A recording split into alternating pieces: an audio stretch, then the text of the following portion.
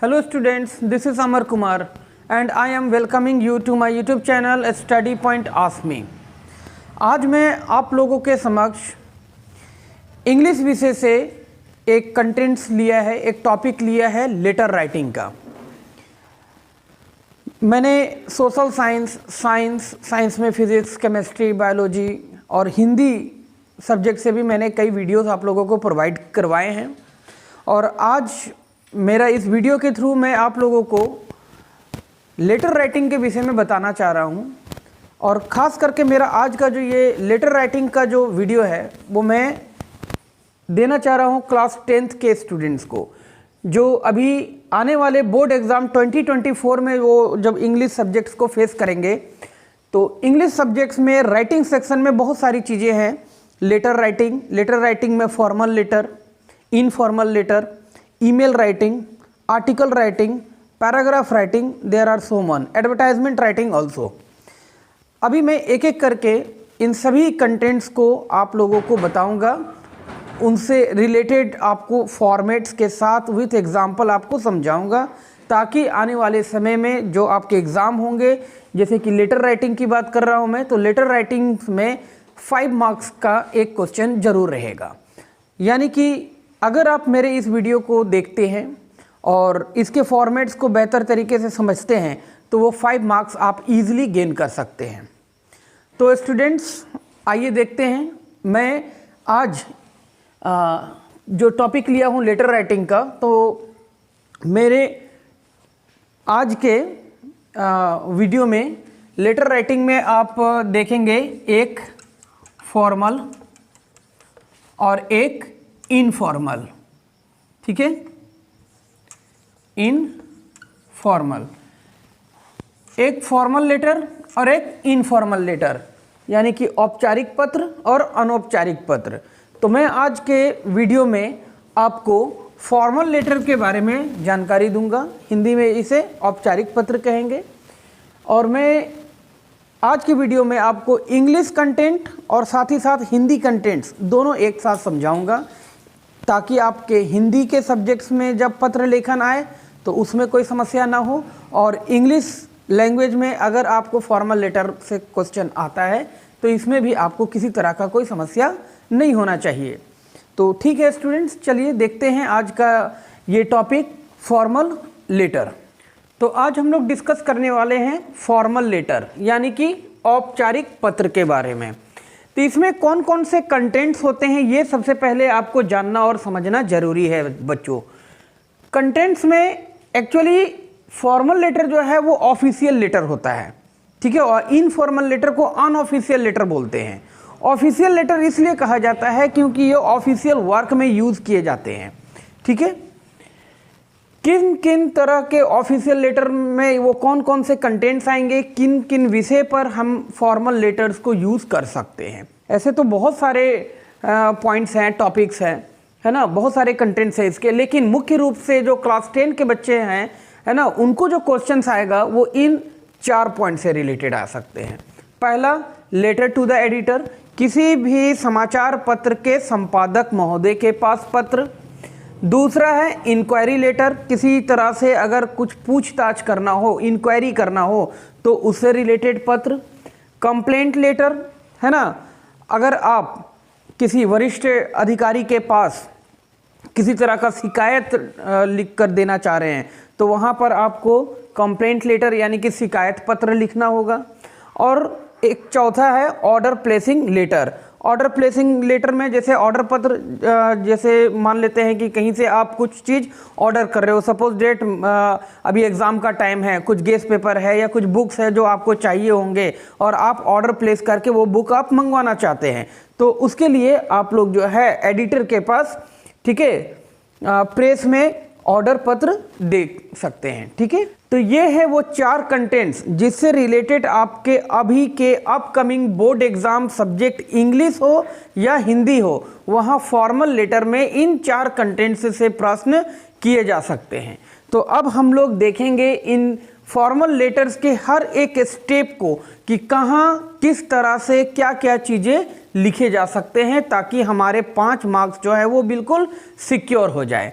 तो जो भी स्टूडेंट्स अभी तक मेरे इस चैनल को विज़िट नहीं किए हैं, मैं उनसे ये अपील करूँगा कि वो मेरे चैनल को विज़िट करें, मेरे कंटेंट्स को, मेरे जो भी जिस टॉपिक पर आपको रिलेटेड वीडियोस प्रोवाइड कर रहा हूँ उसको सही रूप से, है ना, फ्रॉम स्टार्टिंग टिल एंड उसको वॉच करें, स्किप नहीं करें।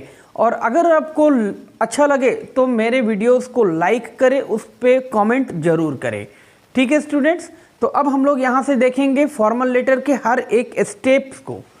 तो अब स्टूडेंट्स हम लोग फॉर्मल लेटर्स को स्टेप बाय स्टेप समझेंगे। मैंने यहाँ पर इंग्लिश और हिंदी, है ना, दोनों ही कंटेंट्स को एक साथ दिया है ताकि आपको समझने में आसानी हो और दोनों चीज़ें हम लोग कम समय में, है ना, एक साथ उसको कर सके।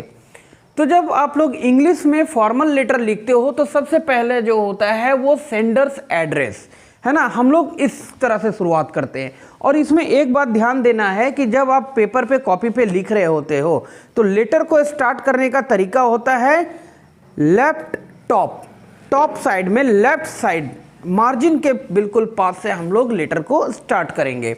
तो सबसे पहले हम लोग देंगे सेंडर्स एड्रेस, है ना, सेंडर्स एड्रेस यानी कि वो पत्र कौन भेज रहा है, कौन लिख रहा है, ठीक है, तो उसका पता। तो हिंदी में इसको हम लोग क्या बोलते हैं, प्रेषक का पता।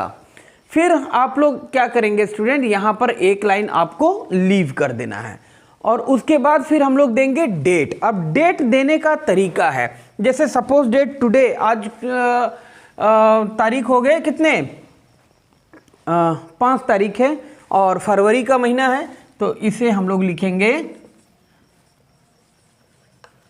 फरवरी 5, फिर कॉमा देंगे और लिखेंगे 2024।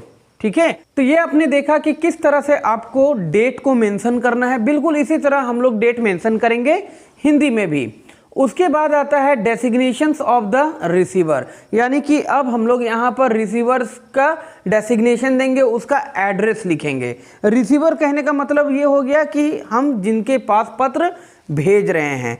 ठीक है, जैसे यहाँ पर सेंडर्स एड्रेस में मैं स्टार्ट करता हूँ, अपना एड्रेस देता हूँ। ठीक है, बोध गया, ठीक है, बोध गया कोई कॉलोनी वहाँ पर मेंशन कर देंगे। ठीक है, एपी कॉलोनी गया, इस तरह करके। फिर यहाँ हमने ब्लैंक दिया, डेट हमने लिखना है फरवरी 05, फिर कॉमा दे करके लिखेंगे 2024। फिर हमें यहाँ पर एक लाइन जो है वो लीव करना है। उसके बाद designations of the receiver, suppose that मैंने किसी एडिटर, न्यूज़पेपर के एडिटर के पास पत्र लिखा है तो वहाँ पर लिखाएगा क्या, टू द एडिटर। फिर नीचे आएंगे हिंदुस्तान टाइम्स, फिर नीचे आएंगे पटना, दिल्ली या दैनिक जागरण, दैनिक भास्कर, जो भी कुछ भी है, तो वो जिस शहर से, है ना, वो संपादक महोदय जिस शहर से रिलेटेड है या जिस शहर से वो समाचार पत्र जो है वो रिलीज होता है उसका पता दे देंगे। और उसके बाद जो है वो फिर आपका सैल्यूटेशन जाएगा। सैल्यूटेशन में महोदय, जैसे कि इंग्लिश में हम लोग लिखेंगे सर, है ना, अगर लेडीज़ हैं तो वहाँ मैम का उपयोग करेंगे, जेंट्स है तो वहाँ सर का उपयोग करेंगे। तो उसी प्रकार हम लोग हिंदी में यहाँ संबोधन के जगह पर महोदय शब्द का प्रयोग करेंगे। अब सैल्यूटेशंस के बाद जो है वो अगला पॉइंट जो है सब्जेक्ट का, यानी कि किस विषय से रिलेटेड आप पत्र लिख रहे हैं। ठीक है, what is the actual subject for what you are writing the letter.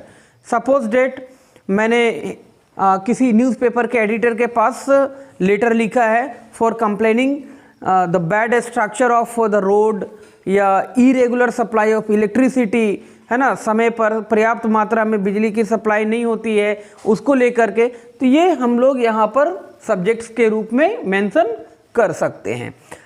ठीक है, तो यही विषय में आप लोग यहाँ पर मेंशन करेंगे।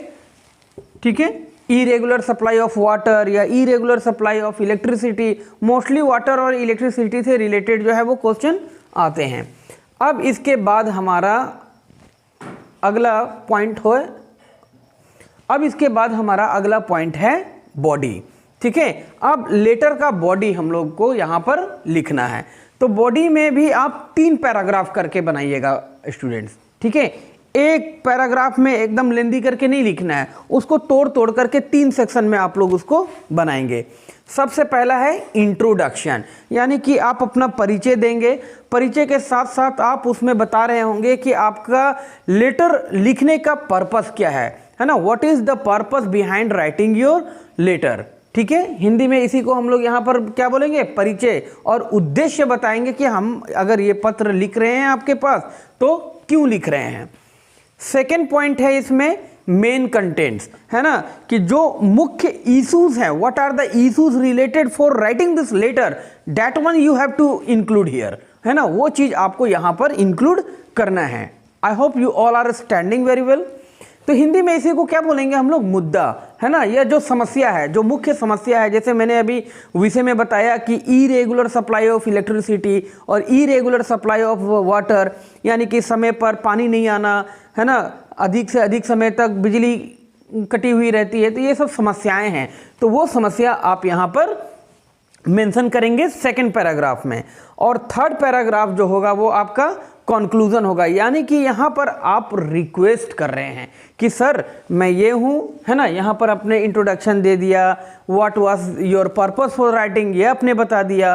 सेकंड पॉइंट में आपकी जो भी समस्याएं थे, है ना, whatever the issues were there, whatever the problems were there, है ना, you have discussed. And now the third paragraph related to the requesting, है ना, आप वहाँ पर उस